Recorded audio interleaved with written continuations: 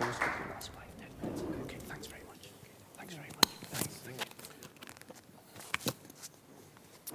Well, I'd like to echo Arvind's thanks for the panelists and for your participation in this event today. And particularly, I'd like to extend our thanks to Arvind for chairing.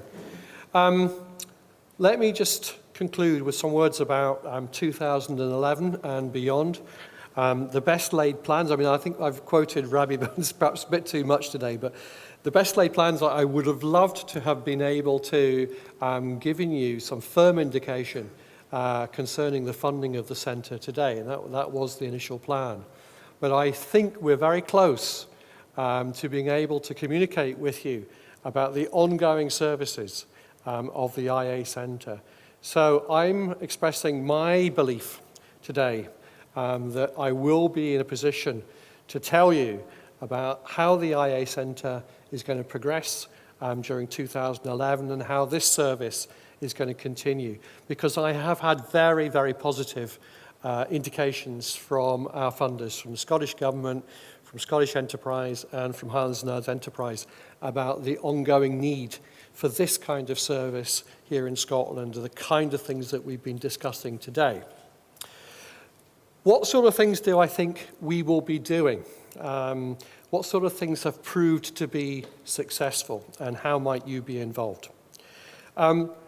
We have found that the best way of actually getting businesses to realize a return from the work that we do is, first of all, to engage them in some kind of activity where they're going to get a benefit even if they decide they're not going to progress to something more in-depth. And a prime example of that is a program that we've been running now for 2 or 3 years, I think, Maria, called Love Me Tender. Now, this is a collaboration. It works between members of the supply community, the Intellectual Asset Centre, and the Supplier Development Programme from the local authorities. And what we've done is taken a context for how businesses can really benefit by managing their intellectual assets, and that is procuring to the public sector. The issue for most small businesses is, how do I protect my strengths so that I can win in a tendering situation? Because I think it's stacked up. There's a perception it's stacked up against me as a small business. Now, just taking that one issue and developing a program that tries to demonstrate to businesses how they can overcome those kind of barriers through things like managing their intellectual assets, through the communication of the strengths that lie in their intellectual assets and how they collaborate with others so that their proposition to the public sector is a better proposition, has proved to be a winning formula. A typical initial event, just a taster event, could easily attract 120, 150 businesses to come along. And then we've worked with maybe 20 businesses at one time, taking them through a series of workshops. Now, that is an engagement. There's a cost to it, mainly borne by the public sector, but obviously there's the time of the companies concerned.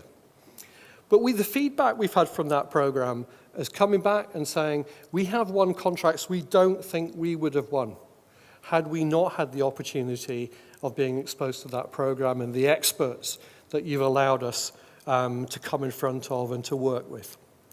Now, we're going to take that idea in 2011 and work up some similar kinds of programs where there's a key issue, whether it be access to finance, whether it's something like, how do I get access to have a collaboration with some larger businesses? We'll take a key issue. We would like to bring in supply partners who are also interested in that area, who are going to help to recruit the companies, to put together the content that will allow an engagement to take place with businesses. Why will that be important?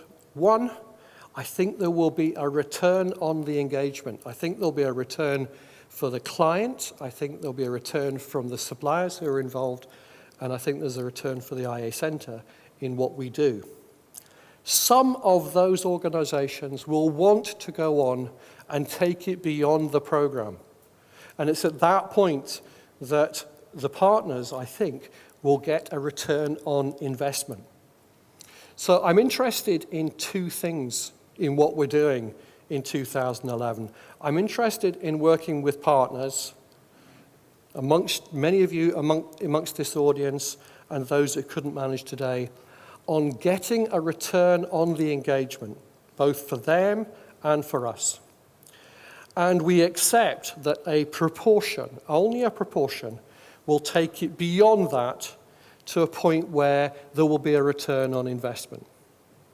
But both of those returns are important to this business of the IA Centre and its continuing development as a resource for Scotland, and also to you as business suppliers in this area of intellectual assets. So what I'm anticipating doing is putting out a tender. I'm not sure yet on the timing, but we're going to try and get this in possibly before Christmas, if not fairly quickly after the new year, where we're going to be inviting partners to consider coming along with us in the creation of programs around key issues for businesses in which they're going to get a benefit anyway from that program. And those who are interested can take it further and work with key partners on further activity, which will see a return on investment. And we're interested in how we in the Intellectual Asset Centre can work on that with you and help develop that. So far, we've had a very encouraging start to our business supply partnerships, but we do recognise that what it is at the moment is mainly our supply partners offering up some events, some clinics, and some advice to us on how we develop tools. But the return coming back in terms of firm referrals of business is not necessarily working as a two-way street. We have to be better in 2011 in having a real partnership with those suppliers where both parties are really getting a good return. And that's what we're interested in doing. We're very happy to continue the current arrangements for those who do not want to get more involved. So what you'll find is two variants that are going out as a tender. One which is very similar to what we're doing at the moment, in which we have relationships, we have those suppliers on a supplier list. We're telling companies about the supplies, services they can get from those suppliers and others in the marketplace, and we would love to continue doing that.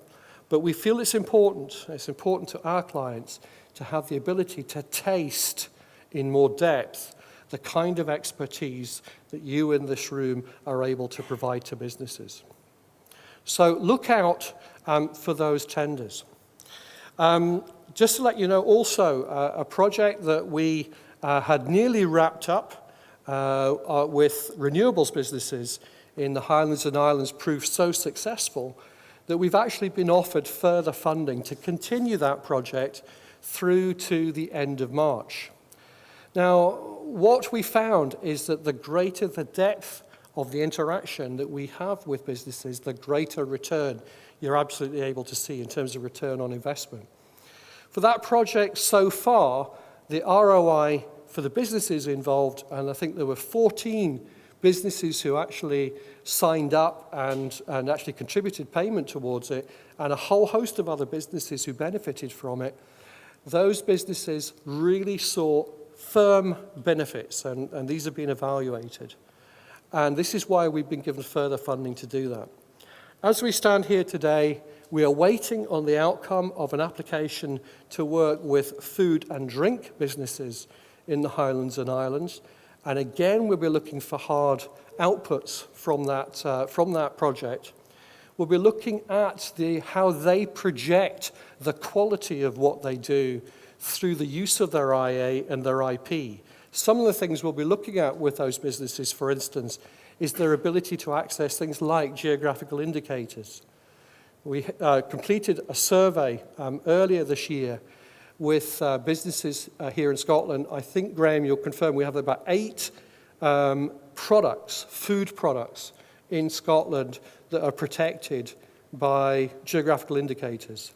And in the whole of the UK, that's 8 out of 37 or 38. And there are 740 protected food through GIs in the whole of the European Union. So how come the UK has only got 37 or 38? How come Scotland, with the quality of our food manufacturers and food producers, have only got 7 or 8 geographical indicators? This project is about looking at some of the structural problems that present to small businesses in using these available vehicles for projecting the quality of what they do. And we will use this to provide information and guidance to other businesses who are not part of that project. This is the kind of work that we'll be doing. I suspect that we will not have the levels of funding in 2011 and 2012 that we've enjoyed hitherto. And therefore, the IA Centre is going to have to be more focused on those things which really produce economic impacts for businesses in that year and in the following years. So when I'm in a position to give you more information, you won't be surprised, I'm sure, when I tell you how we will be focusing on those activities which really bring a return in the short and medium terms to Scottish businesses. Ladies and gentlemen, I hope that you've enjoyed the opportunity of thinking about and discussing and hearing from different perspectives about how ambitious we are for Scotland, and from the guests that we saw on the videos. And organisations like the Entrepreneurial Exchange and Fusion, which are self-help groups in the main. They are like-minded people helping each other. And we've talked about the resources in Scotland out there to help businesses. I think and I hope it's raised your spirits on St Andrew's Day, despite the weather, to look forward to a very ambitious Scotland in the forthcoming years. Thank you very much indeed.